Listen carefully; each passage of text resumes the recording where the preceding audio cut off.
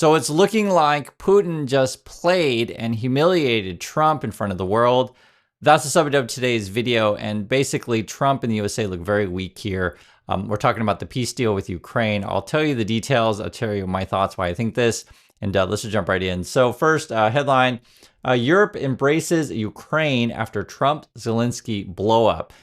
Even Saturday Night Live is making fun of Trump. If you haven't seen that, it's on YouTube. You can find it. But basically, they're showing, hey, look at Elon Musk is the real president. Why are Vance and Trump fighting with Zelensky? We look like a bunch of bullies and essentially controlled by Putin. I told you guys before my particular read on it. It looked like that Trump was just interested in taking that deal with Putin to enrich himself.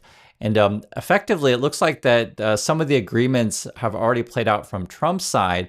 And then he was angry because Zelensky wouldn't go along with it. Now, let me explain what I mean by this. First, you have Elon Musk saying, hey, guys, we should leave NATO, that kind of stuff. This is the stuff he's retweeting. It's time to leave NATO, right? And Musk is like, I agree. Also from, say, Trump's point of view, and this is sort of why I connect to things, and I don't think other people will, but I do because I think it relates. It says here, crypto prices jump after Trump announces 5 tokens for strategic reserve. What I think is going on here is that there were some agreements made with Trump and Putin, right? Say Russia. So one would be, hey, we'll pump up crypto so that you guys can avoid sanctions. Your oligarchs can throw your money into crypto, these kind of things, right? And we'll support that and put this together with what was also announced today. So both these things were announced today. It says Hegseth ordered Pentagon to stop offensive cyber operations against Russia, right? So basically, whatever deal that Trump and Russia made, like this would be one thing, hey, delete your CIA, your FBI, your counterintelligence, because those things were announced early on when Trump started to take over. This is another one, get rid of your cyber operations against Russia, that kind of stuff. And then again, Trump is pumping crypto, like all these things sort of connect. And then Trump starts, in my opinion, again, starts taking out these actions to benefit Russia and the oligarchs, right, to avoid sanctions. To sort of, make a new relationship with Russia. And then they try to go and get Zelensky to go along with this deal, right? Which is the USA and Russia made. And Zelensky's like, no, I'm not going to do that. For us kind of, talking about the details and demands of security guarantees before, as President Trump said, look, I don't know that we can get both sides to the table at this point. And you can't kind of trash the other side going, litigating through the history of this conflict if we're going to bring both sides to the table.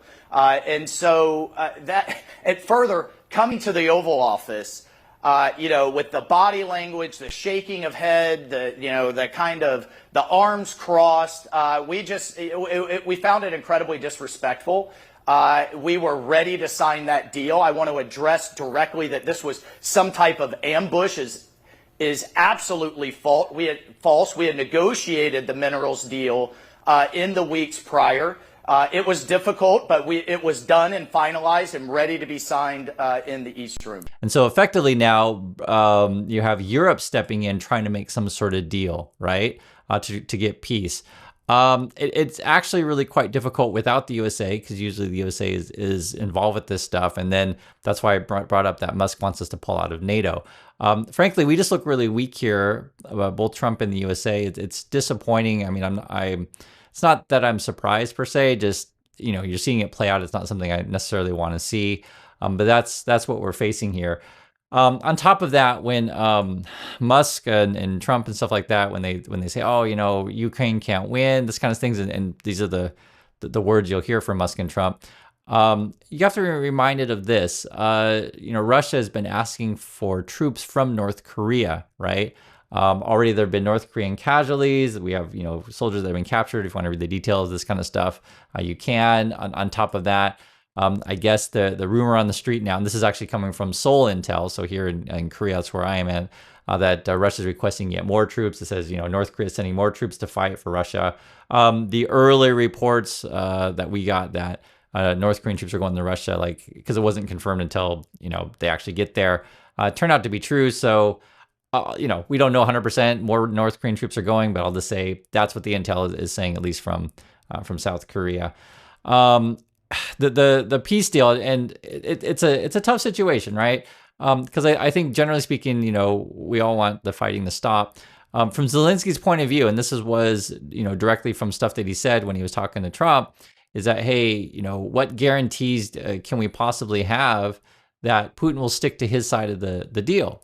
From Trump's point of view, he's like, well, I already made the deal and I trust Putin because Putin gave me his word. And that's the kind of crap that, Trump will say, or, Trump would say like, oh, wow, he promised me hotels or something. I'm just saying, from Trump's point of view, whatever deal that they made, we know that they were talking about the rare earth minerals, this kind of stuff.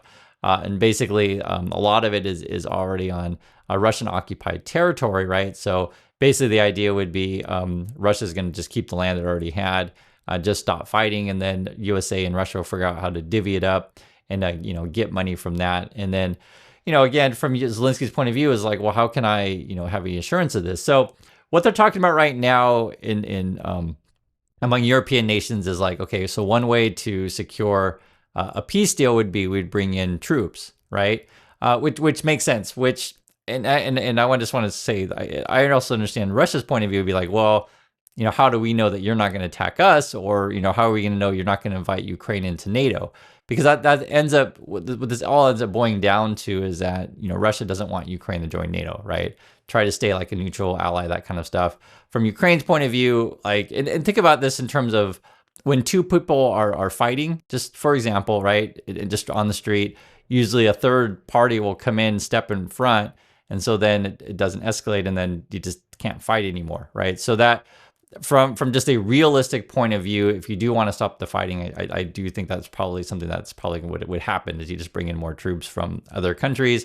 And then if Russia doesn't want to start, World War III or whatever, just stop, right? And since you see North Korean troops are coming in, it looks like, Russia has a manpower problem, of course, and no one really wins with this stuff. I just want to make it really clear. No one really wins in war. I mean, you're sending a bunch of, young people and old people too, and just people to go get killed. I just want to be frank on that. From Ukraine's point of view, though, when you're fighting for your homeland, you're not going to quit. So I completely understand from, Ukraine's like, we're fighting for our home here.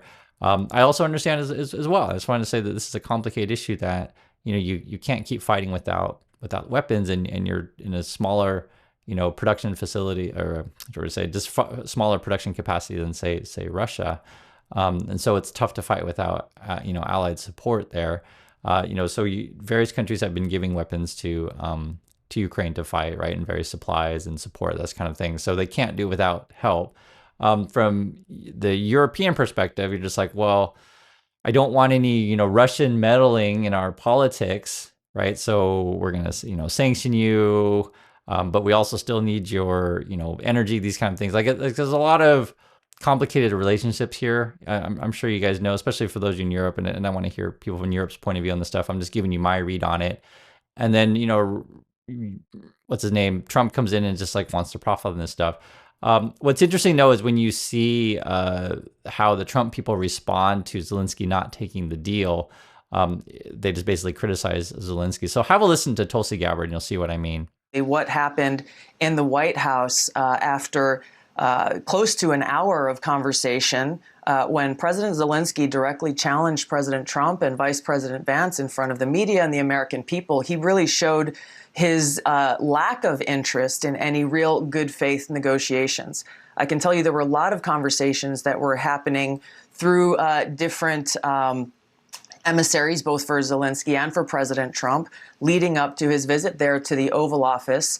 And President Zelensky's immediate escalation there was frankly quite a surprise. This has created a huge rift in the relationship. President Zelensky, as you pointed out in the clips that you played, doesn't believe that he did anything wrong, and that there was no issue with what he brought up in the Oval Office with President Trump. There's going to have to be a rebuilding of any kind of interest in good faith negotiations, I think, before President Trump. So that was Tulsi. I'll let you guys make of that as you will, but for me, it's just nonsense. I mean, anyone who watched this, you could see that Trump and Vance were clearly, tag teaming on Zelensky. But again, I'll let you guys make the determination on that. I just wanted to play their point of view. You know, she mentions talks going on behind the scenes, didn't mention Russia specifically, but I'm just saying, look at Trump's actions that we just saw, right? The sort of pushing of crypto all of a sudden out of nowhere, the strategic crypto reserve, which, you know, we know if Russia does face sanctions, this will be a way for Russian oligarchs to get their money, you know, out of the country kind of thing. The cyber, you know, operations being halted by the Department of Defense, right? This kind of stuff, and the firing of our counterintelligence. So it just looks like Trump's trying to make some sort of whatever deal that way. But Zelensky, you know, wants some essentially, right, security concerns to make sure that Russia would keep to the deal. But, you know, Trump's just in it for himself. So, you know, we'll see. I think that the issue with Europe for each individual country is like, okay, how can we get a deal and everybody's safe, but not necessarily call out the USA or Trump too strongly? And then that's where a lot of people aren't really sure, because Trump is, you know, threatening tariffs, these kind of things. They all know Trump's, you know, nuts. He's going to be gone in 4 years, hopefully. I say hopefully because who knows what's going to happen, you know, in the future. But that's essentially what, you know, the European leaders are thinking as well. Like they could probably just completely, just theoretically cut off the USA, but, you know, economically, politically, it's not necessarily smart. So we're all on kind of shaky ground right now. You know, normally in the past, this kind of stuff, the USA would be a leader here, but you know, clearly Trump and Musk and stuff like that, they just, to me, look like puppets of Russia. So that's what I see.